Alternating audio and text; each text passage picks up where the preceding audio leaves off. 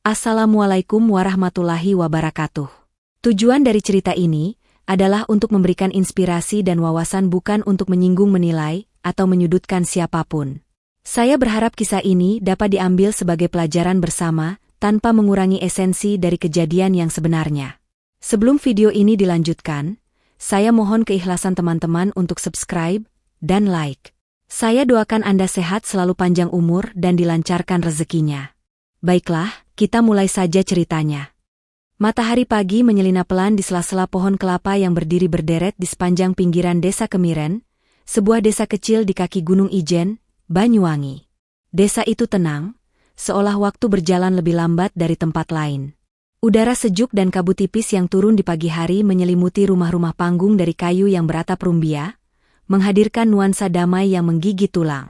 Di tengah desa itu, hiduplah seorang gadis bernama Sulastri, anak perempuan satu-satunya dari pasangan petani miskin, Pak Narto dan Bu Sumi.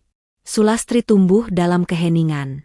Sejak kecil, ia lebih banyak menghabiskan waktu dengan duduk di bawah pohon jati tua di belakang rumah, memandangi awan yang berarak atau menggambar burung dan bunga di tanah dengan ranting. Ia bukan gadis yang suka keramaian, namun semua warga desa tahu bahwa ia anak baik, penurut, rajin membantu orang tua, dan selalu sopan kepada siapapun. Meski begitu, ada satu hal yang selalu membuat warga desa merasa sedikit tidak nyaman. Tatapan matanya. Tatapan Sulastri seperti menyimpan sesuatu yang tidak bisa dijelaskan. Seakan ia tahu lebih banyak dari yang ia katakan. Seakan ia melihat sesuatu yang orang lain tidak lihat. Dan desas-desus itu makin menguat ketika ia beranjak dewasa. Iki anak Eni Buminah. Tuh, sing dukun sakti kui. Ini cucunya Nibu Minah, ya? Dukun sakti itu? Ya, Nibu Minah adalah nenek dari pihak Ibu Sulastri. Ia adalah dukun paling disegani sekaligus ditakuti di desa itu. Konon, dulu Nibu Minah bisa menyembuhkan orang lumpuh, menyuruh ular pergi dari ladang, bahkan pernah membuat pencuri yang datang ke rumahnya tidak bisa bergerak sampai pagi. Namun, saat Nibu Minah meninggal secara misterius, tiba-tiba tubuhnya hilang dari liang kubur sehari setelah dimakamkan, desa menjadi geger. Orang-orang mulai percaya bahwa ilmu yang dimiliki Nibu Minah tidak ikut mati bersamanya. Dan satu-satunya keturunan yang dianggap mewarisi itu semua adalah Sulastri. Endak, aku biasa wae. Aku orang ngerti opo-opo soal ilmu, ujar Sulastri suatu hari kepada tetangga yang menuduhnya bisa kebal racun. Tapi semakin ia menolak, semakin orang yakin bahwa ia menyembunyikan sesuatu. Hidup di tengah prasangka bukan perkara mudah. Namun Sulastri terus menjalani hari-harinya dengan sabar.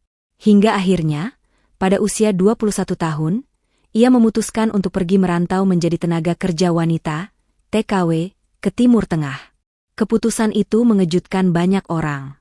Tapi Sulastri punya alasan yang kuat. Orang tuanya sakit-sakitan, dan sawah satu-satunya sudah dijual untuk pengobatan. Ia tak punya pilihan lain. Proses keberangkatan ke luar negeri tidak mudah. Ia harus melalui pelatihan selama 3 bulan di Malang, belajar bahasa Arab dasar, etika kerja, dan pengenalan budaya negara tujuan. Di sana, ia lebih banyak diam, tapi cepat tanggap. Para pelatih menyukainya karena ia tidak pernah membantah, dan selalu datang paling pagi ke tempat pelatihan. Namun, ada satu insiden yang tak pernah dilupakan. Suatu hari, ketika salah satu peserta pelatihan, seorang gadis bernama Nia, tak sengaja menyiram air panas ke tangan Sulastri, semua orang panik. Tapi yang membuat mereka lebih terkejut bukan karena Sulastri menangis, melainkan karena tak ada bekas luka sedikit pun di kulit tangannya. Bukan melepuh, bahkan tak memerah. Seolah air itu hanyalah air biasa. Sulastri, kamu kenapa bisa tahan panas? Tanya pelatihnya. Ia hanya menjawab lirih, mungkin kulitku tebal, Bu. Tak ada yang berani menanggapi lebih lanjut. 3 bulan kemudian, Sulastri resmi dikirim ke Riyadh, Arab Saudi. Ia ditempatkan di rumah seorang pengusaha kaya bernama Tuan Abdullah Al-Muhannad, yang tinggal di perumahan elit di timur kota. Rumah itu besar, bertingkat 3, dengan pagar besi tinggi dan 2 penjaga bersenjata. Istri tuan rumah, Noura, adalah wanita cantik tapi berhati keras. Ia memperlakukan para pembantu seperti mesin, bukan manusia. Hari-hari Sulastri di Riyadh dimulai pukul 5 pagi dan baru selesai tengah malam. Ia harus memasak, membersihkan seluruh rumah, mencuci baju, dan mengurus 3 anak kecil. Tak jarang ia dibentak hanya karena kesalahan kecil, seperti menaruh sendok tidak di tempat semestinya. Namun sekali lagi, Sulastri tetap diam, tak pernah membalas, tak pernah marah. Ia hanya menatap.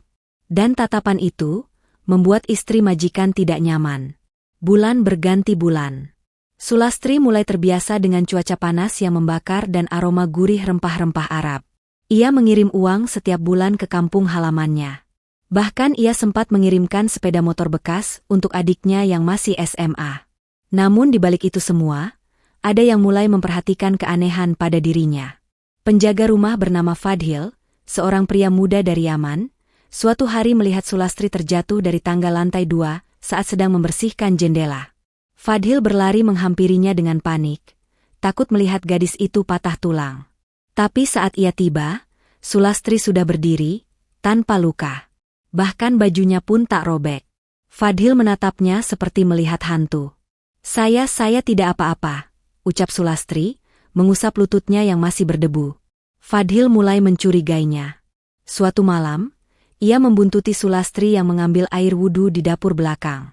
Ia melihat gadis itu duduk bersila di pojok halaman, menghadap langit, sambil membisikkan sesuatu dalam bahasa yang ia tak mengerti.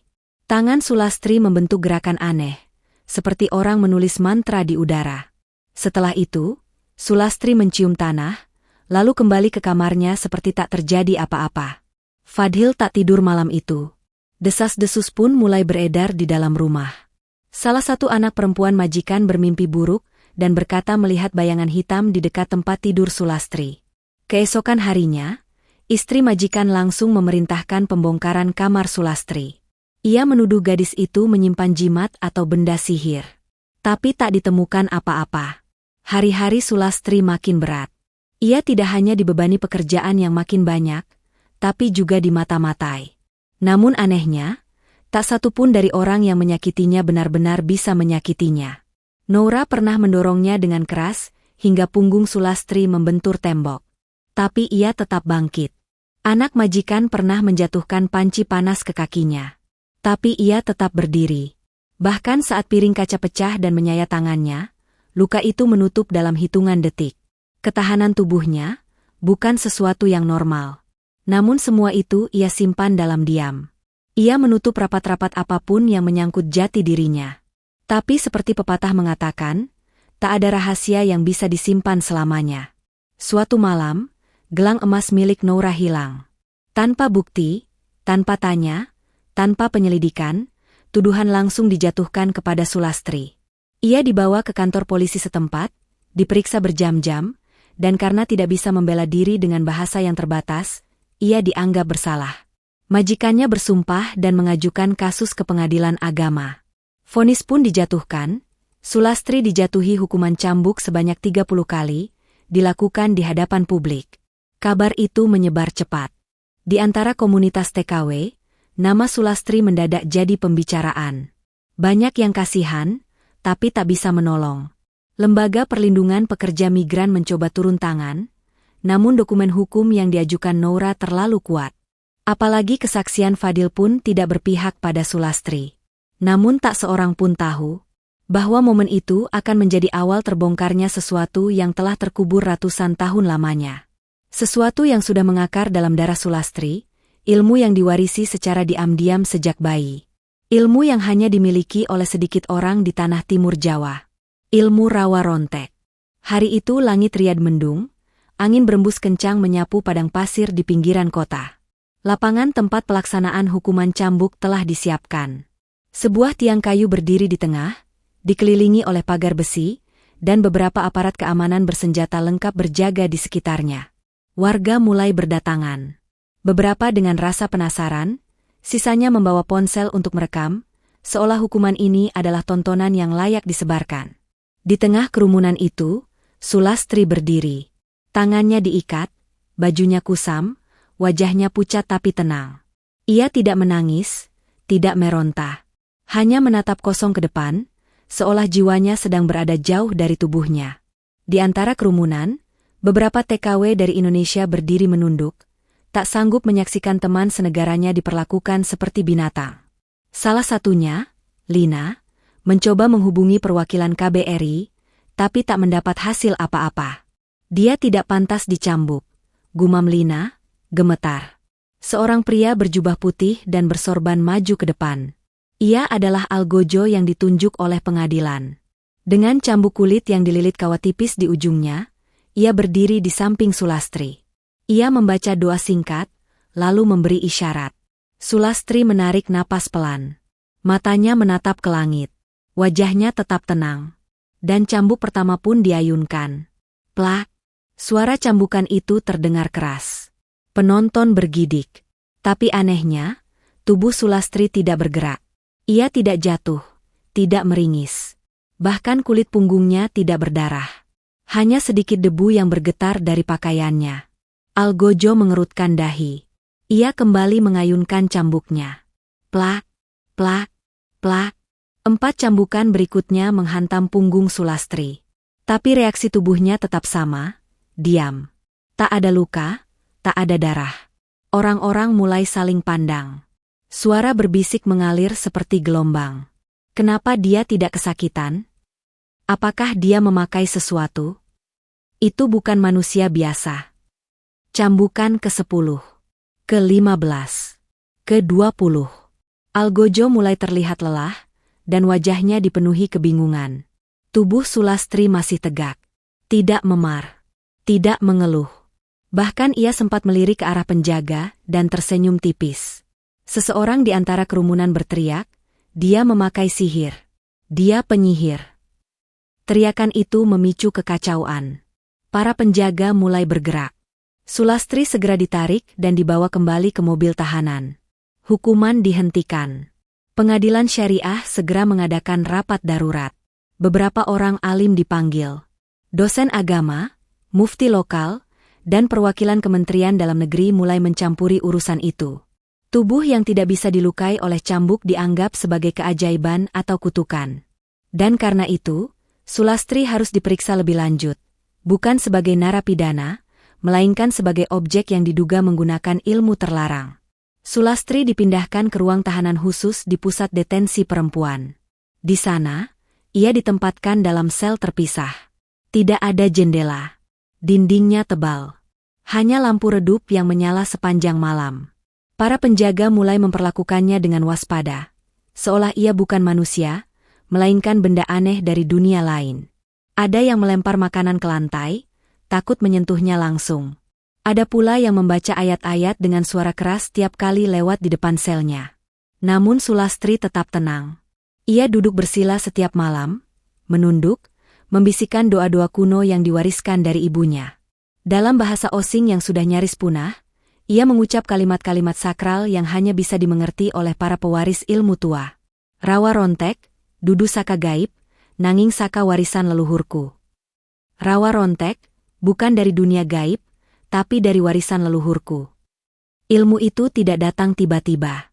Ia diwariskan secara tidak langsung melalui darah dan pengalaman. Ketika ia kecil, ibunya pernah berkata, "Nak, tubuhmu boleh hancur, tapi jiwamu tidak akan binasa. Jangan pernah pakai ilmu itu untuk menyerang. Tapi jika dunia menyakitimu, ilmu itu akan melindungimu." Rawa rontek bukan untuk menantang maut, tapi untuk menyadari bahwa kematian pun tunduk pada kehendak nenek moyang kita. Selama ini, Sulastri tidak pernah berniat menggunakan kekuatannya. Ia hanya ingin hidup normal. Namun saat hidupnya diambang kehancuran, tubuhnya mengambil alih. Ilmu itu bukan kekuatan untuk membalas dendam, melainkan sistem pertahanan kuno yang otomatis aktif ketika tubuh berada dalam ancaman. Di dalam sel, ia merenung. Ia tidak takut mati. Tapi ia takut, ilmu ini akan membuat orang-orang yang tidak mengerti menjadi gila. Ia takut digunakan sebagai bahan eksperimen, atau dianggap dewa, atau malah dikurung seumur hidup seperti hewan aneh. Beberapa hari kemudian, seorang pejabat tinggi dari pemerintah Arab Saudi datang ke selnya. Namanya Dr. Faisal Al-Muqaddim, pakar hukum dan teologi Islam. Ia datang bersama tim medis dan 2 ulama. Mereka membawa alat-alat canggih, scanner tubuh, pendeteksi logam, dan berbagai instrumen lain untuk mencari penyebab kebal. Namun semua hasil menunjukkan, tidak ada apa-apa. Tidak ada logam di tubuhnya. Tidak ada pelindung kulit. Tidak ada reaksi kimia. Secara medis, tubuh Sulastri sehat tapi tidak menunjukkan gejala apapun yang menyebabkan kekebalan mutlak. Dr. Faisal lalu mengajak Sulastri berbicara. Ia bicara dalam bahasa Inggris. Perlahan. Tenang. Who are you, really? Sulastri menatapnya dalam. I'm just a girl. From a small village in Indonesia. Then how do you survive the whip? I don't know. My body doesn't want to diet. Faisal tidak puas. Ia kembali bertanya dalam bahasa Arab. Sulastri menjawab sekenanya. Tapi satu kalimat yang keluar dari mulutnya, membuat semua orang di ruangan itu terdiam. Ana la amutu, li anani la akun min albashar syarihan. Aku tidak mati, karena aku bukan sepenuhnya manusia. Kalimat itu keluar begitu saja. Bahkan Sulastri pun kaget. Seolah suara itu bukan miliknya. Matanya menjadi kosong. Tangannya gemetar. Ia seperti sedang kerasukan. Ulama yang hadir segera membaca ayat kursi keras-keras. Tapi Sulastri hanya menutup mata, lalu tertawa kecil. Tawa yang hening, tapi menggema di seluruh ruangan. Sebuah tawa yang bukan berarti bahagia, tapi penuh ironi. Kenapa kalian takut pada tubuhku? Bukankah kalian sendiri yang menyakiti? Bisiknya. Hari itu menjadi hari terakhir Sulastri ditahan. Pemerintah Arab tidak berani melanjutkan hukuman. Mereka takut akan menjadi bahan perhatian internasional. Takut dituduh melakukan penyiksaan terhadap manusia yang punya keunikan medis. Atau lebih buruk, dianggap melukai makhluk yang bukan dari dunia ini. Dengan alasan tidak cukup bukti dan demi keselamatan bersama, Sulastri akhirnya dideportasi kembali ke Indonesia. Tapi sebelum ia naik pesawat, seseorang diam-diam memberinya surat kecil.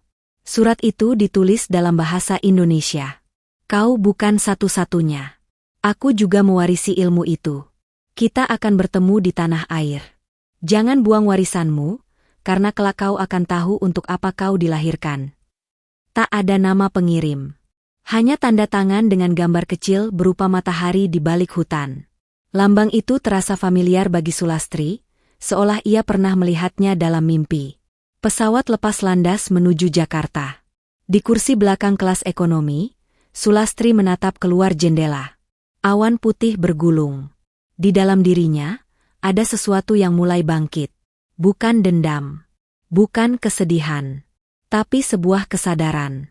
Bahwa dirinya tidak biasa, dan dunia ini tidak akan pernah memperlakukannya sebagai gadis biasa lagi. Sulastri pulang ke Banyuwangi dalam diam. Tidak ada penyambutan, tidak ada pelukan keluarga, sebab satu-satunya keluarga yang ia miliki, ibunya, telah wafat 5 tahun yang lalu saat Sulastri baru 2 bulan bekerja di Arab. Ia pulang hanya dengan satu tas kecil, sebuah syal tua milik ibunya yang masih berbau kemenyan, dan sebuah surat misterius yang belum ia pahami sepenuhnya. Ia kembali ke rumah tua di ujung desa Sumber Kencono. Rumah panggung dari kayu jati itu masih berdiri, meski ket dindingnya telah mengelupas, dan ilalang mulai menutup jalannya. Di dalam rumah, perabotan berdebu. Namun segala kenangan masa kecilnya menyambutnya dengan hening yang mencekam. Malam pertama di rumah, suara gamelan terdengar samar dari kejauhan. Padahal tidak ada acara hajatan, tidak ada haji pulang, tidak ada pesta rakyat. Gamelan itu lirih, mengalun di antara suara jangkrik dan semilir angin dari hutan belakang rumah. Sulastri terbangun. Ia keluar rumah dan melihat ke arah timur, tempat hutan lebat tumbuh seperti dinding raksasa. Disitulah ibunya dulu pernah mengajaknya berjalan, membawa sesajen, dan mengajarkan doa-doa dalam bahasa kuno yang tidak dipahami banyak orang. Dan disitulah ia melihat sesuatu malam itu.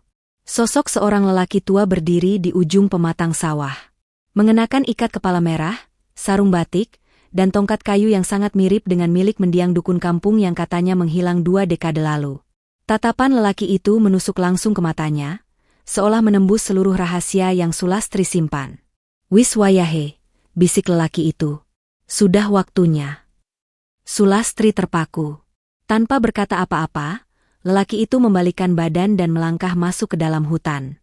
Gamelan masih terdengar, namun kini iramanya berubah menjadi lebih cepat, lebih berat, seperti menandakan sebuah ritual tengah dimulai. Dengan langkah hati-hati, Sulastri mengikuti lelaki itu. Hutan itu bukan sembarang hutan. Orang-orang desa menyebutnya Alas Tirtaluluh, tempat di mana air tak pernah kering bahkan saat kemarau panjang. Dulu, ibunya berkata, di dalam hutan itu bersemayam para penjaga ilmu tua, yang menjaga keseimbangan antara hidup dan mati, antara manusia dan arwah leluhur. Sulastri masuk ke dalam hutan. Suara gamelan berhenti mendadak. Ia kini berdiri di sebuah telaga kecil, jernih dan tenang, dikelilingi pohon beringin dan akar-akarnya yang menjuntai seperti tirai. Di tepi telaga, lelaki tua itu duduk bersila. Ia menunjuk tempat kosong di depannya, menyuruh Sulastri duduk. Aku Guru Jagat, penjaga ilmu rawa rontek sejak 7 generasi. Kau, Sulastri, adalah pewaris darah kelima. Ilmu itu sudah bangkit, dan kini saatnya kau tahu asalnya, kata lelaki tua itu. Sulastri menunduk. Ia merasa tubuhnya panas. Di matanya, kilasan masa lalu ibunya muncul. Malam-malam berkabut, suara gong dari balik hutan, dan tubuh-tubuh tak bernyawa yang bangkit lagi setelah dipukul parang atau dilindas kereta. Ia mengira itu semua mimpi masa kecil. Tapi ternyata, bukan. Guru Jagat melanjutkan, ilmu rawa rontek tidak bisa dipelajari, hanya diwariskan. Tubuhmu bukan sekadar kebal, tapi terhubung dengan tanah airnya, Banyuwangi. Selama tanah ini masih ada, selama leluhurmu belum dilupakan, tubuhmu akan memperbaiki diri. Kenapa aku? Tanya Sulastri lirih. Aku hanya ingin hidup biasa, Guru. Aku tidak ingin menjadi makhluk aneh yang ditakuti orang. Guru Jagat tersenyum pahit. Ilmu ini tidak memilih orang biasa, tapi yang kuat menerima beban. Kau bukan makhluk aneh, Lastri. Kau penjaga terakhir dari garis keturunan perempuan yang dijaga tanah dan langit. Tiba-tiba, dari dalam telaga muncul cahaya kehijauan. Sosok-sosok wanita dengan pakaian adat Osing kuno bangkit dari air. Mereka berdiri mengelilingi Sulastri. Wajah-wajah mereka asing, tapi hatinya merasa kenal. Salah satu dari mereka berkata, "Kami ibumu, nenekmu, buyutmu, dan para ibu terdahulu. Kami melindungimu saat kau dipukuli. Kami yang menyatu dalam darahmu. Tapi kekuatan ini harus dijaga, bukan dipamerkan." Sulastri menangis. Ia tidak pernah merasa serumah dengan siapapun sejak ibunya tiada. Tapi kini, ia dikelilingi oleh para leluhur yang seolah memeluknya dengan kehangatan gaib. Di tengah malam, Guru Jagat berdiri dan mengangkat tangannya. Pagi nanti, mereka yang ingin merampas tanah ini akan datang. Mereka akan menebang hutan, membangun resor, dan menggusur telaga ini. Mereka tahu tempat ini memiliki energi. Mereka ingin mengubahnya menjadi kekuasaan. Dan tugasmu, Sulastri, adalah berdiri di antara mereka dan tanah ini. Sulastri menatap telaga yang tenang. Ia mengerti sekarang, ilmu rawa rontek bukan sekadar pertahanan diri, ia adalah pelindung warisan. Ia adalah tembok tak kasat mata antara keserakahan dan kearifan. Pagi itu, tepat saat fajar, buldoser mulai berdatangan. Proyek pembangunan resor wisata dan villa mewah dari investor luar negeri dimulai. Aparat keamanan mengawal. Penduduk desa banyak yang tidak tahu. Mereka hanya melihat lahan yang dulu dianggap angker kini, hendak dijadikan kolam renang mewah dan tempat spa. Namun, ketika buldoser pertama menyentuh pohon beringin tua di bibir telaga, suara gemuruh terdengar dari dalam tanah. Sulastri muncul dari balik semak, mengenakan pakaian hitam-hitam. Di tangannya, seikat bunga telon dan sebutir telur ayam kampung. Ia berdiri di tengah jalan, menghadang mesin. "Berhenti. Tanah ini bukan untuk kalian," ucapnya keras. Mandor tertawa. "Kau siapa? Keturunan dukun? Minggir, kami punya izin." Tapi saat ia melangkah ke arah Sulastri, angin kencang berhembus. Tanah di sekitar mereka retak. Dan telaga yang tenang berubah menjadi pusaran air besar, menghisap batang-batang pohon ke dasarnya. Lalu Sulastri berdiri, tubuhnya bersinar kehijauan. Beberapa aparat yang mencoba mendekat terpelanting. Bahkan buldoser pun tiba-tiba mogok. Mesinnya terbakar tanpa sebab. "Aku bukan dukun. Aku penjaga tanah ini. Siapapun yang mencoba mengambilnya, akan dihukum oleh tanah itu sendiri," ucapnya. Orang-orang panik. Sebagian kabur. Sisanya pingsan. Dan pagi itu, proyek pembabatan hutan pun dihentikan. Pagi itu, berita tentang kejadian aneh di hutan Sumber Kencono menyebar cepat ke seluruh desa, lalu ke media lokal, hingga akhirnya viral di media sosial. Rekaman video amatir menunjukkan bagaimana buldoser mogok secara misterius, suara gemuruh tanah, hingga sosok wanita misterius berbaju hitam yang berdiri sendirian melawan alat berat. Media menyebutnya, perempuan mistis penjaga hutan Banyuwangi. Tapi bagi warga desa, terutama para orang tua, mereka tahu siapa dia. Sulastri, anak Mbah Sri yang dulu sering ikut ke hutan bawa kembang setaman, gumam seorang nenek di warung kopi. Setelah insiden itu, perusahaan asing pemilik proyek langsung menarik diri. Bukan karena takut pada hantu, tapi karena video tersebut mengakibatkan reaksi publik luar biasa. Netizen memaksa pemerintah daerah menyelidiki dan menghentikan proyek perusakan hutan yang diakini mengandung situs budaya kuno. Beberapa hari setelah kejadian itu, kepala desa dan tokoh adat mendatangi Sulastri. Mereka tidak marah. Justru sebaliknya, mereka datang membawa sesajen, bunga, dan kain batik tua dari era kolonial. Kami tidak tahu bahwa pewaris ilmu itu masih hidup. Kami pikir semua garisnya sudah terputus, kata Pak Lurah. Sulastri menerima mereka dengan tenang, duduk di bel-bel rumah ibunya yang kini sudah bersih dan tertata kembali. Sejak insiden itu, warga berbondong-bondong datang membersihkan halaman rumahnya, sebagai bentuk hormat. Aku juga tidak tahu sebelumnya, Pak. Tapi saat aku hampir mati di Arab, aku merasa ada yang menahanku untuk pergi. Sejak itu, semuanya berubah, kata Sulastri. Pak Lurah mengangguk pelan. Tanah ini memang tidak akan pernah membiarkan pewarisnya lenyap tanpa alasan. Malam harinya, diadakan ritual besar di pinggir telaga alas Tirta Luluh. Gamelan tua dikeluarkan dari gudang balai desa, bunga 7 rupa ditebarkan, dan para penari gandrung membawakan tarian sakral yang hanya dilakukan saat ada perubahan besar terjadi dalam tatanan desa. Di tengah upacara itu, Sulastri berdiri di tengah lingkaran para tetua. Di lehernya tergantung liontin kecil dari tanduk kerbau, lambang penjaga tanah adat. Dengan ini, ucap seorang tetua adat, kami mengangkatmu, Sulastri binti Sriati, sebagai juru kunci alas Tirta Luluh, dan penjaga terakhir warisan tanah ini. Semoga leluhur selalu bersamamu. Malam itu, langit Banyuwangi dipenuhi cahaya aneh. Beberapa warga menyaksikan kilatan cahaya kehijauan menari-nari di atas telaga. Bahkan suara rintik hujan turun dari langit, meski cuaca sangat cerah. Namun tugas Sulastri tidak selesai sampai di sana. Meski proyek villa dibatalkan, ada banyak mata dan telinga yang mengincar tempat itu. Beberapa pejabat gelap menginginkan rahasia di balik kejadian itu. Beberapa dukun dari kota datang, menyamar sebagai wartawan, berusaha mencuri kekuatan dari telaga dan pepohonan tua. Sulastri melindungi tanah itu siang dan malam. Tapi ia tidak sendiri. Penduduk desa, terutama para pemuda, mulai dilatih untuk menjaga batas tanah keramat. Setiap Jumat Kliwon, mereka mengelilingi hutan, menebar kembang telon dan membacakan mantra-mantra pelindung yang diajarkan Sulastri. Sementara itu, ilmu rawa rontek dalam diri Sulastri semakin matang. Ia kini bisa menyembuhkan luka orang lain, menghidupkan tanaman mati hanya dengan menyentuhnya, dan merasakan getaran tanah saat ada orang berniat jahat masuk ke kawasan itu. Namun ia tahu, kekuatan itu juga akan membawa beban berat. Suatu malam, sosok ibunya muncul dalam mimpinya. Lastri, anakku, ilmu ini tidak akan kau bawa selamanya. Akan tiba saatnya tubuhmu tak lagi bangkit, ketika generasimu telah siap melanjutkan. Gunakan waktumu untuk menanam, melindungi, dan menghidupkan. Bukan untuk membalas. Sulastri terbangun dengan air mata mengalir. Ia tahu apa maksud ibunya. Ia mulai membuka rumahnya bagi siapapun yang ingin belajar tentang kearifan lokal.